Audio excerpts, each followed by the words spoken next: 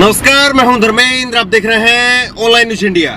उत्तर प्रदेश में छठे चरण का मतदान और छठे चरण के मतदान में सबसे वीवीआईपी सीट गोरखपुर शहर की, जहां पर खुद मुख्यमंत्री योगी आदित्यनाथ वो मैदान में है और उनके सामने ताल ठोक रहे हैं चंद्रशेखर आजाद इस वक्त हमारे साथ में है। कैसा चुनाव लग रहा है? आप अलग अलग बूथ में घूम रहे हैं, आपने यहाँ पर गोरखपुर में ताल ठोकी हुई है। देखिए, ये गोरखपुर है और गोरखपुर की जनता पिछले 24 साल से 24वां साल चल रहा है, भरोसा किए कुछ लोगों पर, उनका भरोसा ठगा गया। 1998 में पहली बार योगी आदित्यनाथ यहाँ से सांसद बने, 5 बार वो सांसद रहे, 5 साल से मुख्यमंत्री। उसके बावजूद भी गोरखपुर की जो हालात है, कहते हैं कि ये स्मार्ट सिटी है, लेकिन स्मार्ट सिटी में जो रैंकिंग है उसमें गोरखपुर का नंबर चौथा है। यानी कि बद से भी बदतर हालात हैं। ना सड़क है, ना नाली है, ना जाम की समस्या छुटकारा मिला है। पूरा 4 महीने गोरखपुर डूबा रहता है। जनता बहुत दुखी है। जनता ने भरोसा किया कि भाई इनको हम वोट दे रहे हैं, ये लोग करेंगे। उन्होंने नहीं किया, तो जनता इस बार परिवर्तन चाहती है, क्योंकि यहाँ एक तानाशाही, एक समझिए डर का माहौल। क्योंकि जो भी आज तक मुख्यमंत्री के खिलाफ जो उनकी नीतियाँ हैं, जो उनका गलत कार्य के खिलाफ बोला है, तो उसके खिलाफ कार्रवाई होगी है। ऐसे पूरे उत्तर प्रदेश में 122 लोगों पर राष्ट्रपाल लगे 5 साल में, 112 राष्ट्रपाल कोर्ट से खारिज किए। यानी कि वो सब निर्दोष लोगों पे सत्ता का आप पे भी राष्ट्रपाल, हाँ, सत्ता का दुरुपयोग करके लगाई गई थी। उनमें से मैं भी बिल्कुल। उसके अलावा जो सबसे बड़ी बात है, 15 राष्ट्रों का सिर्फ और सिर्फ गोरखपुर। ये कौन लोग थे? ये एक डॉक्टर कफील खान जैसे लोग थे, जो निर्दोष होते हुए मुख्यमंत्री योगी आदित्यनाथ के फेलियर के वो फेल वो हुए और सजा उनको मिली। तो गोरखपुर की जनता इस तानाशाही से, डर से परेशान है और वो इंतजार देख रही थी कब वो दिन आएगा जिस दिन हम इस तानाशाही को जवाब देंगे। क्योंकि ये एक गुप्त तरीके से मतदान होता है, ईवीएम को बटन दबाना होता है। तो मुख्यमंत्री पिछले 4 दिन से खूब धनबल का प्रयोग किए, सत्ता का प्रयोग किए। आपने फर्जी वोट का भी अभी आरोप लगाया है। मैं सब चीजें अभी बताऊंगा जो वो कर सकते हो किए। लेकिन जब 3 दिन पहले हमने एक रोड शो किया, वो रोड शो इसलिए किया कि भाई जब यहाँ की जनता लड़ना चाहती है, तो हम जब यहाँ लड़ने आ गए, हम 10 दिन से लोगों से अपील कर रहे हैं, तो हमने कोई बड़ी रैली नहीं की। हमने उनसे ये कहा कि हम रोड शो करेंगे, आप लोग आइए, हमारे विश्वास को बढ़ाइए, जो हम इस लड़ाई को लड़ सकें। और उस दिन जो सड़क पे आलम था, उसे देख के मुख्यमंत्री उस दिन से जो है, गर्मी यहाँ की बड़ी, पसीने पसीने हो गए। तो उस दिन से तमाम पार्षद, तमाम लोगों को बुला बुला के पैसा, डर और सब चीज़ें छूटे। कल एक खबर आई थी कि 4000 रुपये दे रहे हैं, तो उस व्यक्ति ने, वो स्वाभिमानी व्यक्ति है बहुजन समाज का, पासवान समाज का, उसने वापस कर दिए पैसे। कहा कि नहीं बच्चों, हम अपनी वोट नहीं बेचेंगे। खरीदने की कोशिश, हाँ खरीदने। तो धन बल का, सत्ता का, बाहुबल का प्रयोग खूब किया जा रहा है। अब आज जैसे वोट पड़ रही है, तो मैं गया बहुत सारी जगह, 2 जगह ईवीएम खराब हुई, अभी मीडिया में कोई खबर नहीं, मैंने ही लिखा। योगी आदित्यनाथ की ईवीएम जो है वो काम नहीं कर रही थी। वो पहुंचे थे अपने बूथ पर, उनकी ईवीएम काम नहीं कर रही थी, उनको इंतजार। गोरखनाथ में भी, हाँ। और गोरखनाथ में जहाँ मुख्यमंत्री खुद का क्षेत्र है, मठ के पास, वहाँ हमारे जो, क्योंकि उनको पता है मुकाबला हमसे है, तो इसलिए हमारे जो एजेंट्स थे बूथ के, 6:30 बजे से वो लोग वहाँ थे। उनको जबरदस्ती पुलिस के साथ, सिविल वर्दी में लोग थे, उन्होंने बदतमीजी करके हटा दिया। मैं वहाँ गया, उनसे लड़ भिड़ के मैंने प्रयास किया कि भाई किसी तरह से, लेकिन क्योंकि सत्ता की हनक में जो है अभी सत्ता के सहारे पर दुरुपयोग हो रहा है, ये सब चीज़ें। उससे भी बड़ी एक और वो, जो मैं फर्जी वोट की बात मैंने की, फर्जी नहीं, सत्ते की बात कर रहा हूँ। 30 और 35 साल के बीच के लोगों के वोट पड़े हुए हैं पोस्टल, वो क्या नाम, बैलेट पेपर से, पोस्टल बैलेट पेपर से। और वो लोग जब जा रहे हैं बूथ पे, तो वो कह रहे हैं भाई हमारे वोट कैसे पड़ गए। मैंने इसका प्रूफ भी दिया है और मैंने वो निशान भी दिखाया, इसमें लिखा है कि पोस्टल बैलेट। और वो कह रहे हैं ना तो हम विकलांग हैं, दिव्यांग, ना हम वृद्ध हैं, ना हम कोई सरकारी कर्मचारी, हम तो आम आदमी, तो हमारा वोट कैसे पड़ गया। तो अधिकारियों ने सत्ता का दुरुपयोग करके यहाँ, मतलब जितना भी जीतने के लिए मुख्यमंत्री धन बल, सत्ता बल का प्रयोग कर सकते हैं, तानाशाही का प्रयोग वो कर रहे हैं। लेकिन जनता मन बनाए हुए कि इस बार उनको वापस उसी कार्य में लगा देना जिसमें वो निपुण है। सरकार चलाना उनके बस की बात नहीं, तो जनता ने मन बनाया, तो जनता का बनाया हुआ मन फिर वो आज़ाद समाज पार्टी को इस बार यहाँ से जिता कर भेज रहे हैं। अभी फॉर्च्यूनर गाड़ी में चल रहे हैं और देखिए कितने जो है धक्के लग रहे हैं, रोड की हालत आप देखिए। अच्छा, मैं एक स्कूल में भी उतरा था। हाँ, मैं 2 बार वहाँ गिरने से बचा। ठोकरें तो मैंने पहले बहुत खाई हुई है, धोखे भी बहुत खाए हुए हैं, लेकिन क्योंकि वहाँ उन्होंने मैट बिछा रखी थी, मुझे लगा स्कूल है तो कम से कम ये तो अच्छा होगा ही। आप धर्मेंद्र जी आप आए हैं ना, आप अगर एक दिन गोरखपुर को देंगे तो आपको एहसास होगा ये गोरखपुर की जेल है। मुख्यमंत्री इसकी धमकी बहुत देते हैं मुझे, जेल की दीवार है। हम तो कहते हैं कि हम तो इंतजार कर रहे हैं कब गोरखपुर की धरती चोरी चोरा की धरती है, ये क्रांतिकारी बलिदान की धरती, कब ये हमें बुलाए। हम तो तैयार बैठे हुए हैं। लेकिन अगर आप गोरखपुर के लोगों से वास्तविकता में पहली बार आप पूछोगे, वो कहेंगे नहीं सब ठीक है, लेकिन अगर आप आराम से 2 मिनट बैठ कर उनको पूछोगे चलो कि अब तो बताओ क्या है, तो बताएंगे कि पूरा गोरखपुर 4 महीने डूबा रहता है, जैसे बाढ़ग्रस्त क्षेत्र होते हैं। और सीवर का जो पाइपलाइन लगाई गई पानी निकालने के लिए, वो 3-3 फीट ऊपर है, उतना पानी भरा रहता है। जाम की समस्या परेशान है। आम आदमी जैसे जानवर होता है ऐसा जीवन जीता है। लोग दुखी हैं, रेडी पटरी वाले दुखी हैं, किसानों की ज़मीन जो है जबरन अधिग्रहण कर लेंगे, मैंने वो कहा। और देखो सरकारी मशीनरी जैसे SSP हैं, वो इन्होंने बीजेपी के सिटिंग MP के वो दामाद हैं, वो इन्होंने यहाँ रखे हुए। मैंने आयोग सिफारिश की, एप्लीकेशन भी दी, कंप्लेन की कि भाई इनको हटा दो, लेकिन नहीं हटाया। क्योंकि कहाँ है आयोग मुझे तो पता नहीं, ना सुनता है ना वो देखता है, उसको पता नहीं क्या कुछ हो गया बीमारी।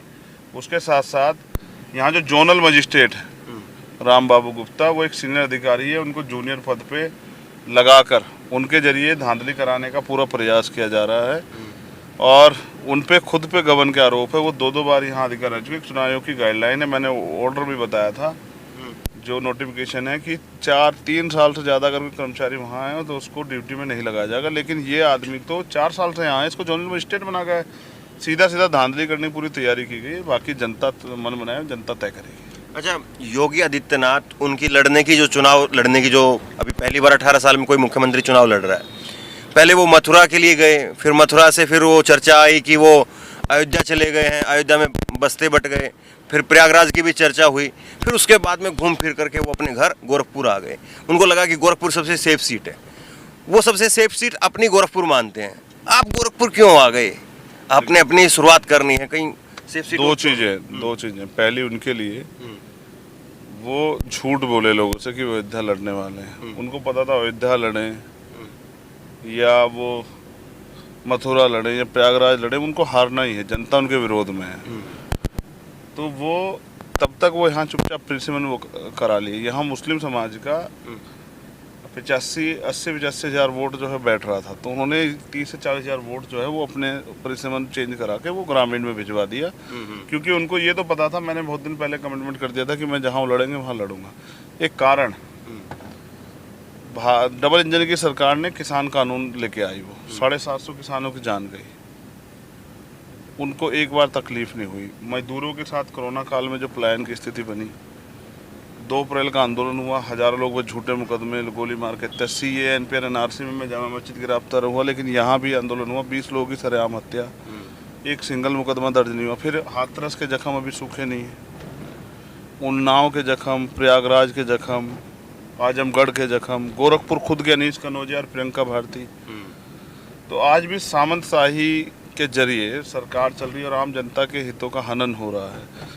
ऐसा मुख्यमंत्री जिसने उत्तर प्रदेश का दमन किया हो, उत्तर प्रदेश शोषित वर्ग के लोगों का दमन किया हो, एक जाति के लोगों को बढ़ावा दिया हो, तमाम तरह से नियुक्ति में पहले पेपर लीक होता है, फिर भर्ती में आरक्षण घोटाला होता है, ऐसे मुख्यमंत्री को वॉक ओवर देना जो है मेरे बस की बात नहीं है। मैंने तय कर लिया था कि जहाँ से लड़ेंगे वहीं से लड़ूंगा। तो वो उन्होंने डिक्लेयर देखिए कितनी देर बाद आगे किया। उनको पता था कि अगर वो पहले एक बार डिक्लेयर किए होते 2 महीने पहले, तो हम इतनी मजबूती तैयारी कराते कि मुख्यमंत्री विड्रॉ करते चुनाव, कि मैं पार्टी से अपील करूँगा कि मैं सब जगह प्रचार करने जाऊँ, मुझे चुनाव न लड़ाया जाए। अखिलेश से कहाँ पर वो हो गई? अब मैं समझता हूँ कि स्थापित दलों को ये लगता है कि किसी नए व्यक्ति को मौका नहीं देना चाहिए, क्योंकि कल हो सकता है उसी से कंपटीशन हो जाए। तो वो अपनी तरीके सोचते हैं, मैं अपनी तरीके सोचता हूँ। मेरा काम है, मैं एक नौजवान हूँ, अगर मैं यहाँ लड़ता हूँ या कोई भी काम करता हूँ तो उससे नौजवानों को जो मेरे हम उम्र है उनको प्रेरणा मिलती है, या उनको एक बल मिलता है कि जब वो लड़ सकता है गरीब का बेटा होकर, तो हम भी लड़ सकते हैं। यही लोकतंत्र था कि हमने बड़े बड़े प्रधानमंत्री हारते देखे, देखिए, मैं अभी 2-3 घटना जिक्र करूँ तो 15 साल से मुख्यमंत्री थी शीला दीक्षित जी, हारी। ममता बनर्जी मुख्यमंत्री थी, वो खुद हारी जबकि उनकी सरकार बनी। तो गोरखपुर में भी हाल है, इंदिरा गांधी जी हारी, TN सिंह 1971 में यहाँ हारे। गोरखपुर में भी ऐसा है। गोरखपुर के लोग तानाशाही नहीं सहते, थोड़ा सा एक डर भय का माहौल बनाया गया था सत्ता के दम पे। मेरे आने के बाद और मेरे काम करने के बाद जब मैं गली गली यहाँ 10 दिन से लगातार अपने हाथ में माइक लेकर घूमता फिरता हूँ, सबसे अपील करता हूँ, तो उनका ये विश्वास मजबूत हो रहा है कि ये आदमी हमारे लिए आया है और इस लड़ाई को लड़ना चाहता है। विधायक MP नहीं, सत्ता के सामंतियों को भी जवाब देना है, उनको भी बताना है कि ये राजतंत्र नहीं है, लोकतंत्र है। जनता की बात सुननी पड़ेगी, जनता की बात पे जो है मजबूती से खड़ा होना पड़ेगा, उनके से जो वादे किए उनको पूरा करना पड़ेगा। विपक्ष की भूमिका हम लोग 5 साल निभाए हैं, तो अब भी हमने प्रयास किया कि वो जो जख्म BJP की सरकार में मुख्यमंत्री योगी आदित्यनाथ द्वारा दिए गए हैं, उनका हिसाब उनसे चुकता कर लिया जाए। ऐसे व्यक्ति को सदन में जाने से रोका जाए, जिससे कि सबक लगे सब सामंतियों को कि दोबारा ये अन्याय नहीं करना। कम से कम आप उम्मीद कर रहे थे, चलिए गठबंधन नहीं हुआ आपका अखिलेश यादव के साथ में, तो आप उम्मीद कर रहे थे कि शायद इस सीट पर वो कोई प्रत्याशी ना उतार करके एक फाइट जो है, मजबूत फाइट यहाँ पर अच्छी हो सके, वोटों का बिखराव ना रहे। देखिए, ये तो उन लोगों को सोचना था। वो सेकुलरिज्म की बात करते हैं, वो बात करते हैं BJP को हराने की, वो आदित्यनाथ के जो दर्द है उसकी बात करते हैं जो उन्होंने जनता को दिया है। तो वो क्या तो खुद यहाँ स्ट्रॉन्ग कैंडिडेट उतारते, जिनको समाजवादी ने प्रत्याशी उतारा, वो आप देखिए कि वो BJP के जो पूर्व प्रत्याशी थे उनकी पत्नी है। फिर दूसरे जो है और लोग जिन लोगों ने प्रयास किया, मैं किसी को बुरा नहीं कह, सबका अधिकार है, लेकिन अगर वो हराना चाहते तो क्या तो खुद स्ट्रॉन्ग कैंडिडेट उतारते या फिर किसी स्ट्रॉन्ग कैंडिडेट की मदद कराते। तो बेसिकली किसी को हराना वराना मकसद नहीं है, सब लोग अपनी अपनी लड़ाई लड़ रहे हैं। हराना हमारा मकसद, तब हम वहाँ चल के यहाँ आए और हम इस लड़ाई को 10 दिन में इतनी मजबूत कर दिए हैं कि भारत की मेन स्ट्रीम मीडिया को भी ये एक्सेप्ट करना पड़ा कि चंद्रशेखर से मुकाबला है। अच्छा, अगर हंग असेंबली की तरफ बात जाती है चुनाव के बाद 10 तारीख को, किसकी तरफ जाएंगे चंद्रशेखर, किसको मदद करेंगे? जो हमें मुख्यमंत्री बनाएगा उसी की तरफ जाएंगे। अगर हम इस बैलेंसिंग पावर में आते हैं, यानी कि सत्ता की चाबी हमारे पास होती है, तो जो लोग स्थापित दल है वो कई बार बन चुके हैं, तो वो इस बार नौजवानों को काम करने का मौका दें, जिससे कि हम जो हमारे अंदर दृढ़ संकल्प है वो हम उसको पूरा कर। मुख्यमंत्री बनना चाहते हैं? मैं क्या कह रहा हूँ, आपने पूछा ना कि अगर फिर आप किधर जाएंगे, तो हमने कहा कि अगर उन स्थापित दलों के लोगों को इस तरह की स्थिति बन जाती है, BJP को रोकने के लिए हमारी मदद लेना चाहते हैं, तो वो हमें मौका दे काम करने का। हम उनका सबका काम देख चुके। आप देखो 7 से 12, 17 जनता काहे को हटाई उनको, इसलिए हटाई ना कि जनता को काम पसंद नहीं आया। अगर अच्छा काम करे तो जनता काहे को हटाती। इसलिए हमारा प्रयास ये है कि अब हमें काम करने का मौका मिले, क्योंकि हम गरीबों का भी दर्द समझते हैं, नौजवानों का भी, किसानों का भी दर्द समझते हैं, महिलाओं का भी दर्द समझते हैं। रोज़ तमाम तरह से अन्याय अत्याचार होते देखते हैं, कानून व्यवस्था के नाम पे झूठी बातें होते देखते हैं। उत्तर प्रदेश से ज़्यादा महिलाओं पे शोषण कहीं नहीं हो रहा है, उत्तर प्रदेश से ज़्यादा नौजवानों के साथ जो दमन है वो कहीं नहीं हो रहा है। फिर मैं कह रहा हूँ कि पिछली 5 साल की सरकार ने जो अन्याय किया है, जनता उसका जवाब देने के लिए तैयार है। जनता विकल्प चाहती है और जहाँ जहाँ उनको विकल्प मिल रहा है जनता जवाब दे रही है। यहाँ उनके पास विकल्प चंद्रशेखर आज़ाद है, वो चंद्रशेखर आज़ाद की सामने खड़े होकर मदद कर रहे हैं और वो पीछे खड़े होकर मदद कर रहे हैं, लेकिन वो मन बना चुके हैं कि मुख्यमंत्री यहाँ से हारे। मायावती जी, इस चुनाव में आप भी काफ़ी जो है वो पहले भी आपने काफ़ी सड़क पे संघर्ष किया है, मायावती जी बहुत कम जो है चुनाव में निकली। देखिए, सबकी अपनी अपनी स्ट्रेटर्जी है।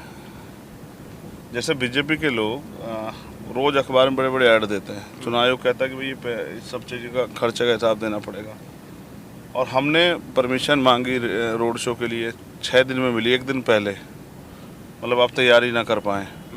फिर उससे भी बड़ी बात जो है, हमने बैनर पोस्टर लगाने के लिए, प्रचार के लिए वो मांगी, तो परमिशन ही नहीं दी गई। लेकिन BJP के सब जगह लगे हुए हैं, और फिर BJP के लोग जो हैं सरकारी पैसे का दुरुपयोग कर रहे हैं। वो पैसा जो है तमाम तरह से प्रचार सब चीज़ों में लगा रहे हैं, कहीं से कमा के तो लाए नहीं, इसी देश के लोगों का पैसा है।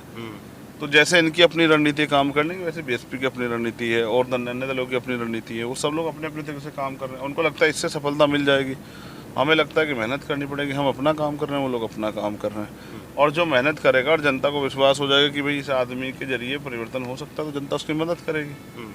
तो हम अपना काम कर रहे हैं, हमें किसी को कोई अधिकार नहीं किसी को बुरा कहने का। जो बुरा और अच्छा कर रहा है जनता उसको देख रही है, बस हमें तो बताना है कि हम क्या कर सकते हैं। उम्मीद है कि इस बार गोरखपुर में एक नया इतिहास देखेंगे? नहीं, हमने लोगों से बात की है। हमने कहा कि, और देखिए हम बहुजन आंदोलन के अगवा हैं, बहुजन आंदोलन चलाते हैं, लेकिन यहाँ अपर कास्ट के लोगों में भी उनके प्रति विरोध है, निराशा है। वो भी चाहते हैं कि हम किसी तरह से इनको सदन में जाने से रोकें, मुख्यमंत्री को सबक सिखाएं। तो जब हमारे पास बहुत सारे लोग आते हैं और वो कहते हैं कि हम आपके साथ हैं, हम आपको वोट देंगे, सामने नहीं आएंगे, हमें भी ये विश्वास है कि अगर कोई जालसाजी, धोखेबाजी ना हुई तो मुख्यमंत्री यहाँ से इस बार हारेंगे और इस गोरखपुर का बेटा चंद्रशेखर आज़ाद यहाँ से जीतेगा। धन्यवाद उनसे बात करने के लिए। तो चंद्रशेखर आज़ाद जो है वो दावा कर रहे हैं कि इस बार वो मुख्यमंत्री को हरा देंगे, लेकिन साथ ही साथ सवाल ये है कि अगर यहाँ पर एक कोई संयुक्त रूप अगर उम्मीदवार खड़े किए जाते तो और ज़्यादा बढ़िया जो है फाइट ये हो सकती थी, लेकिन फिर भी चंद्रशेखर आज़ाद जो है वो इस बात का दावा कर रहे हैं। तो बहरहाल 10 तारीख का इंतजार रहेगा, 10 तारीख को क्या नतीजे आते हैं। इस वीडियो को ज़्यादा से ज़्यादा शेयर करिए और इसी तरह की तमाम खबरों के लिए ऑनलाइन न्यूज़ इंडेक्स सब्सक्राइब करें। धन्यवाद। इस खबर को अभी लाइक करें, शेयर करें, अभी चैनल को सब्सक्राइब करें और घंटी जरूर दबाएं।